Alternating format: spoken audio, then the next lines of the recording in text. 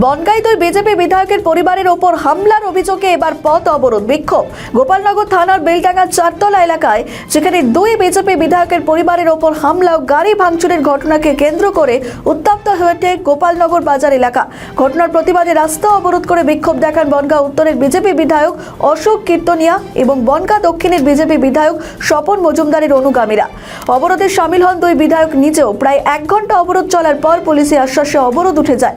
প্রসঙ্গত গতকাল একটি ধর্মীয় অনুষ্ঠানে যোগ দিতে গোপালনগর থানার চারাতলা গ্রামে গিয়েছিলেন বনগাঁ উত্তরের বিধায়ক অশোক কীর্তনিয়া স্ত্রী মৌমিতা কীর্তনিয়া এবং বনগাঁ দক্ষিণের বিধায়ক স্বপন মজুমদারের শাশুড়ি সহ কয়েকজন।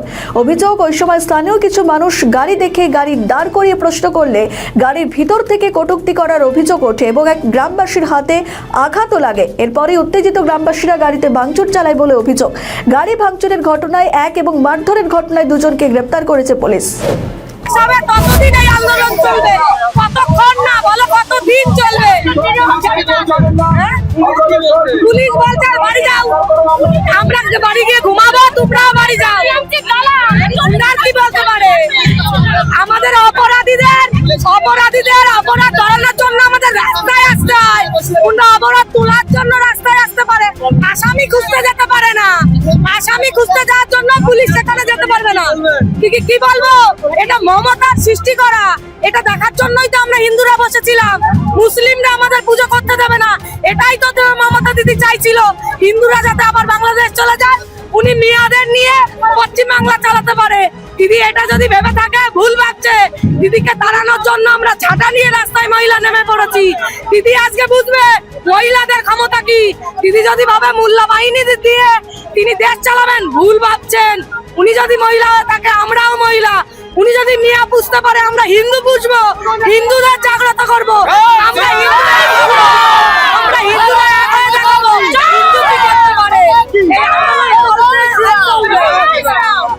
কি বলবো, দেখুন আমাদের হিন্দুরা প্রত্যেকটা জায়গায় এখন এইভাবে হামলা হচ্ছে, প্রত্যেকটা জায়গায়। আর টোটালি টিএমসি সরকারের ইন্ধনে এটা হচ্ছে এবং পুলিশ প্রশাসনের কোনো রকম ইয়ে করছে না।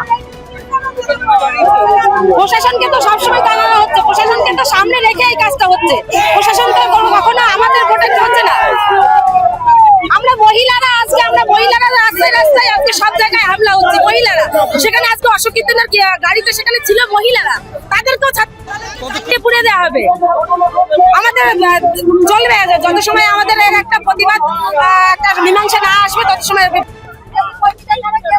আজকে ধর্মঘটের মূল কারণ হচ্ছে গতকালকে আমাদের উত্তরের বিধায়ক অশোক কীর্তনের ওয়াইফ একটি ধর্মীয় অনুষ্ঠানে যোগদান দিতে যাচ্ছিলেন।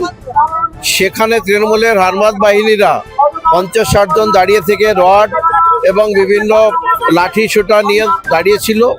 তাদের উপর হামলা করে অশোক কীর্তনিয়ার যে গাড়িটা ছিল সামনে পিছনে 2 দিকেই পুরো গ্লাস ভেঙে দিয়েছে এবং তাদের অভিযোগ দিয়েছিল ওই গাড়িটাকে আটকে আগুন ধরিয়ে দেওয়ার।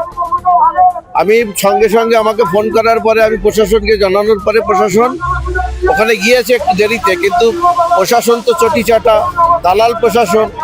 তারা ওখানে গিয়ে আসল যে ভিকটিম তাদেরকে সঙ্গে সঙ্গে গ্রেপ্তার না করে আমরা লিখিত অভিযোগ দেব তার অপেক্ষা করছি। যেখানে অতগুলো মানুষ দাঁড়িয়ে এই ঘটনা ঘটালো, সেখান থেকে গড়ে সবাইকে অ্যারেস্ট করে নিয়ে আসার দরকার ছিল। সেখানে যদি ভারতীয় জনতা পার্টির কোনো কার্যকর্তারা এই ধরনের ঘটনা ঘটাতো, এই চটিচাটা দালাল পুলিশ সক্রিয়ভাবে সবাইকে তুলে নিয়ে এসে থানায় ভরার সেই সাহসিকতা দেখাতো। এই চটিচাটা পুলিশকে আমরা ধিক্কার জানাই, মুখ্যমন্ত্রী মমতা ব্যানার্জিকে ধিক্কার জানাই, এই তৃণমূল দুষ্কৃতীদের ধিক্কার জানাই। এই তৃণমূলের দুষ্কৃতির মাথা যে এখানে গোপালনগরে বসে আছে, সে ভাবছে এইসব করে এবার বৈতরণী পার করবে। কোনোভাবে সম্ভব না। আমি বিশ্বজিৎ দাসকে বলতে চাই, তুমি তোমার লাইফে সবকিছু করেছো, চুরি ডাকাতি গুন্ডামি নষ্টামি ভোট লুট সব করেছো।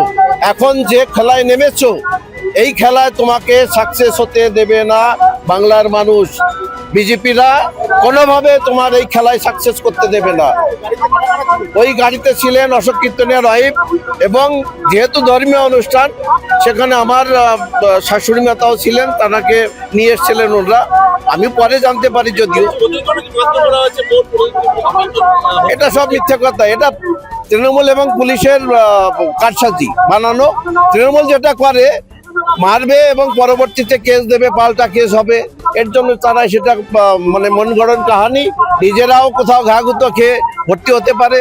তৃণমূল মানে জালিয়াত, তৃণমূল মানে চোর, গুন্ডা, বদমাইশ সব ওদের মধ্যে আছে, ওরা সব পারে।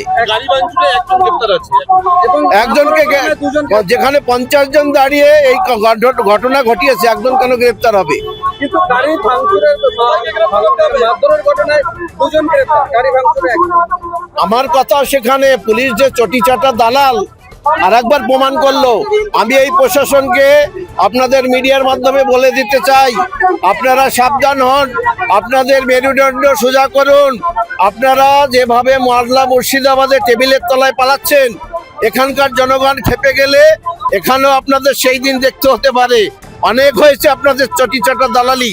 আর যারা এই ঘটনা ঘটিয়েছে তাদের উদ্দেশ্যে বলছি, তোমার বিশ্বজিৎ বাবা, মমতা ব্যানার্জি, তৃণমূল কংগ্রেস বাঁচাতে পারবে না। আমি স্বপন মজুমদার দায়িত্ব নিয়ে বলে যাচ্ছি, 3 মাস পরে এর হিসাব আমরা নেব, এবং এই 3 রাস্তার মোড়ে দাঁড়িয়েই নেব, দায়িত্ব নিয়ে বলে যাচ্ছি। আমাদের ভিডিও ভালো লাগলে লাইক ও শেয়ার করুন, কমেন্ট সেকশনে আপনাদের মতামত জানান।